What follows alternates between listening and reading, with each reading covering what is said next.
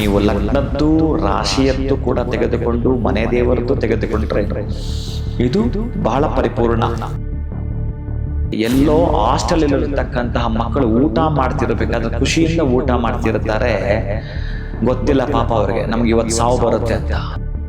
ಯಾರು 9ನೇ ತಾರೀಕು ಹುಟ್ಟಿರುತ್ತಾರೋ ಓಂ ಶ್ರೀ ವಲ್ಲಿ ದೇವಸೇನಾ ಸಮೇತ ಶ್ರೀ ಸುಬ್ರಹ್ಮಣ್ಯಾಯ ನಮಃ.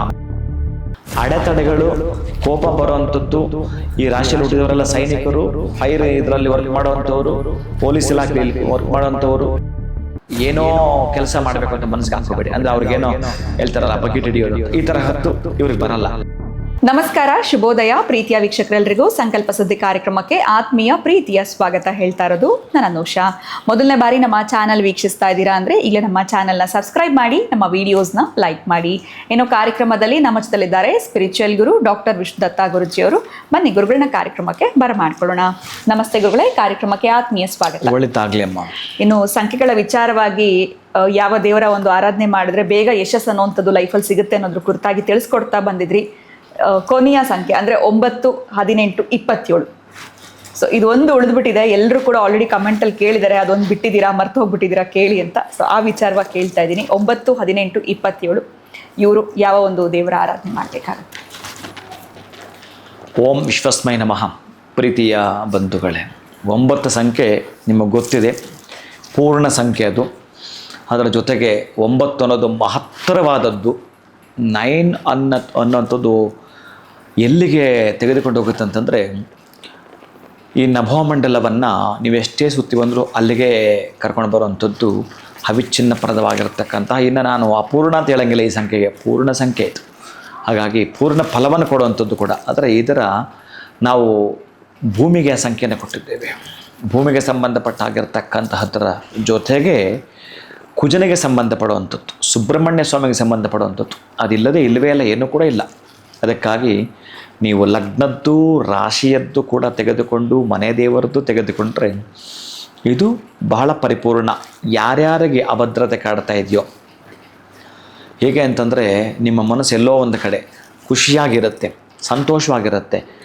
ಇದಕ್ಕೊಂದು ಉದಾಹರಣೆ ಕೊಡಬೇಕು ಅಂತಂದರೆ, ಎಲ್ಲೋ ಹಾಸ್ಟೆಲಲ್ಲಿರತಕ್ಕಂತಹ ಮಕ್ಕಳು ಊಟ ಮಾಡ್ತಿರಬೇಕಾದ್ರೆ ಖುಷಿಯಿಂದ ಊಟ ಮಾಡ್ತಿರ್ತಾರೆ, ಗೊತ್ತಿಲ್ಲ ಪಾಪ ಅವ್ರಿಗೆ ನಮ್ಗೆ ಇವತ್ತು ಸಾವು ಬರುತ್ತೆ ಅಂತ. ಫ್ಲೈಟ್ ಮೊನ್ನೆ ಆಯ್ತಲ್ಲ, ಹಾಸ್ಟೆಲ್ ಮೇಲೆ ಬಿದ್ದು ಒದ್ದಾಟ ಆಯ್ತಲ್ಲ, ಎಷ್ಟು ಮಕ್ಕಳು ಹೋದ್ರು, ಒಂದು 20-26 ಮಕ್ಕಳು ನೋಡಿ. ಅಂತಹ ದುರ್ಘಟನೆ ತಡೆಯುತ್ತಂತೆ ಈ 9ರ ಸಂಖ್ಯೆಯ ಅಧಿಷ್ಠಾನ ದೇವತೆಯನ್ನು ನೀವೇನಾದರೂ ಆಡಿಕೊಂಡಾಡಿದ್ರೆ.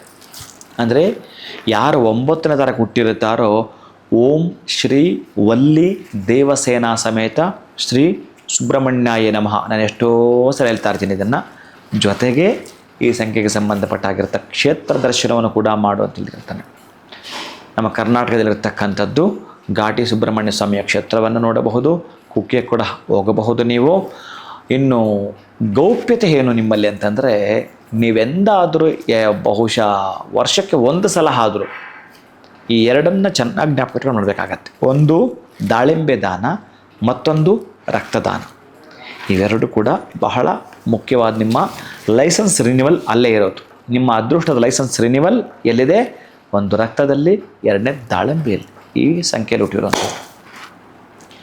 ಅಡೆತಡೆಗಳು, ಕೋಪ ಬರುವಂಥದ್ದು, ಈ ರಾಶಿಯಲ್ಲಿ ಹುಟ್ಟಿದವರೆಲ್ಲ ಸೈನಿಕರು, ಫೈರ್ ಇದರಲ್ಲಿ ವರ್ಕ್ ಮಾಡುವಂಥವ್ರು, ಪೊಲೀಸ್ ಇಲಾಖೆಯಲ್ಲಿ ವರ್ಕ್ ಮಾಡೋವಂಥವ್ರು, ಇದೆಲ್ಲ ಇರ್ತಾರೆ. ಆದರೆ ಜ್ಞಾನಿಗಳು ಇದರಲ್ಲಿರ್ತಾರೆ, ಅಧ್ಯಾತ್ಮದಲ್ಲಿರೋರು ಕೂಡ ಇದರಲ್ಲಿ ಇರ್ತಾರೆ. ಅದೇ ಆಳವಾಗಿ ಅಧ್ಯಯನಶೀಲರಾಗಬೇಕು ನಾನು ಅನ್ನೋವಂಥವ್ರು ನೀವು 9ನೇ ತಾರೀಕು ಹುಟ್ಟಿದ್ರೆ ಕನಿಷ್ಠ ಪಕ್ಷ ಒಂದು ಲೈನ್ ಆದರೂ ಓದಬೇಕು. ನಾನು ಹೇಳಿದ ಮಂತ್ರ ಅಂತ ಅಲ್ಲ, ಕೊನೆ ಪಕ್ಷ ಒಂದು ನ್ಯೂಸ್ ಪೇಪರಲ್ಲಿ ಏನೋ ಒಂದು ಸುಭಾಷಿತ ತಿಳ್ಕೊಬೇಕು, ಏನಾದರೂ ಒಂದು ತಿಳ್ಕೊಳ್ಳೇಬೇಕು. ಹೊಸದೊಂದು ನವನವೀನವಾಗಿ ತಿಳ್ಕೊಳ್ತಾ ಇರಬೇಕು. ಇವರಿಗೆ ಟೆನ್ಷನ್ನೇ ಜೀವನ. ಟೆನ್ಷನ್ನಿಂದ ಇಲ್ಲ ಅಂತಂದರೆ ಕೆಟ್ಟದ್ದು ನಡೆಯುತ್ತೆ. ಆ ಟೆನ್ಷನ್ ಇಟ್ಕೊಳ್ಳಿ, ಬಟ್ ಭಯ ಪಡಬೇಡಿ. ಟೆನ್ಷನ್ ಇಟ್ಕೊಳ್ಳಿ, ನೀವು ಯಾರಿಗೂ ಕೂಡ ಏನೋ ಕೆಲಸ ಮಾಡಬೇಕು ಅಂತ ಮನಸ್ಸಿಗೆ ಹಾಕೋಬೇಡಿ. ಅಂದರೆ ಅವ್ರಿಗೇನೋ ಹೇಳ್ತಾರಲ್ಲ ಬಕೆಟ್ ಹಿಡಿಯೋದು ಅಂತ, ಈ ತರಹದ್ದು ಇವ್ರಿಗೆ ಬರಲ್ಲ. ಅಂಥ ಸನ್ನಿವೇಶ ಬರಬಹುದು, ಬಂದರೂ ಕೂಡ ನೀವು ಸುಬ್ರಹ್ಮಣ್ಯ ಸ್ವಾಮಿ ಆರಾಧನೆ ಮಾಡಿದ್ರೆ ನಿಮ್ಮನ್ನು ಯಾಕೆ ಹಚ್ಚಿದ್ದು ಸಾಧ್ಯವೇ ಇಲ್ಲ. ಅದು ಬಹುಶಃ ಅಂಥ ಕೆಲಸ, ಯಾಕಂದರೆ ಹಾಗೆ ಮಾಡಿಬಿಡ್ತಾರೆ. ಒಂದು ರೀತಿಯ ಯಾವ ರೀತಿ ನಾನು ಹೇಳೋದೀಗ ಕರ್ದ್ರಮ ದೇವಹೂತಿಗೆ ಸಂಬಂಧಪಟ್ಟದ್ದು, ಆಮೇಲೆ ನಾಗದೇವತೆಗಳಿಗೆ ಸಂಬಂಧಪಟ್ಟಂಥದ್ದು ಇಲ್ಲಿ ಹಾಗೆ ಆಗತ್ತೆ. ಅಕ್ಕ ತಂಗಿರಿಬ್ಬರು ಕೂಡ ಚಾಲೆಂಜ್ ಮಾಡಿಕೊಂಡು ಕುದುರೆಯ ಬಾಲ ಕಪ್ಪಿದೆ, ಇಲ್ಲ ಕಪ್ಪಿದ್ರೆ ನೀನು ನಂಗೆ ದಾಸಿ ಆಗಬೇಕು, ಇಲ್ಲ ಬೆಳೆದ ನೀನು ದಾಸಿ ಆಗಬೇಕು ಅಂತ ಅಲ್ಲಿ ಆ ಹಾವುಗಳು ಸುತ್ತಕೊಳ್ತಾವೆ ಇವ್ರ ಮಕ್ಕಳು. ಆ ನಂತರ ಪಾಪ ದಾಸಿ ಆಗಿಬಿಡ್ತಾಳೆ. ಆಗ ಬದುಕ್ತವಳು ದಾಸಿ ಆಗಿಬಿಡ್ಬೇಕಾಗತ್ತೆ. ನೀವು ಹೇಗೋ ಬದುಕ್ತವ್ರು, ಒಂದೊಂದ್ಸಲ ಯಾರಿಗೋ ತುಂಬ ಕೆಳಮಟ್ಟದ ನೀವು ದಾಸಿ ಆಗಿಬಿಡ್ಬೇಕಾಗತ್ತೆ. ಅಂತಹದ್ದು ತಪ್ಪಿಸುತ್ತೆ ನೀವೇನಾದರೂ ವರ್ಷಕ್ಕೆ 2 ಸಲ ದಾಸಿಯ ಎಷ್ಟು ಕಷ್ಟಗಳೇ ಬಂದರೂ ಕೂಡ ನೀವು ಸ್ವಾಭಿಮಾನ ಬಿಟ್ಟು ಕೊಡಲ್ಲ, ಯಾರಿಗೂ ತಲೆ ತಗ್ಗಿಸಲ್ಲ, ಹಾಗಂತೇಳಿ ಕೆಟ್ಟದ್ದು ಮಾಡಲ್ಲ.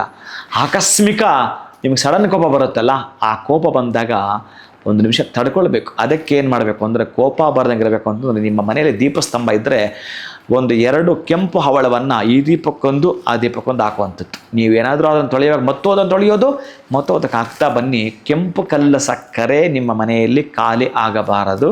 ನೀವು ಸೇವಿಸ್ತಾನೂ ಬನ್ನಿ, ಅಭ್ಯಂತರವಿಲ್ಲ. ಇನ್ನು ಹಣಕಾಸಿನ ವಿಚಾರ ಬಹಳಷ್ಟು ಪ್ರವರ್ಧಮಾನಕ್ಕೆ ಬರ್ತೀರಿ.